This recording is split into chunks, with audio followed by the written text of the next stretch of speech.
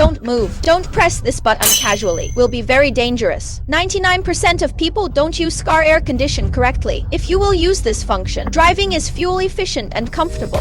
First, driving in summer. Turn on air condition. Open inner loop. This way, the hot air from outside the car can't get in. The cold air in the car can't get out. Cooling effect is very good. Second, when driving in winter, turn off air condition. Open outer loop. This prevents frost from forming on the glass and saves fuel. Third, using air condition while driving in summer. Turn on the air condition. Open outer loop. While change blowing mode to glass blowing mode, the glass will no longer fog up. Fourth, when there is a traffic jam, turn on the air condition and open the internal circulation. Car exhaust will not enter the car. Have you learned it? Follow me to learn more about cars.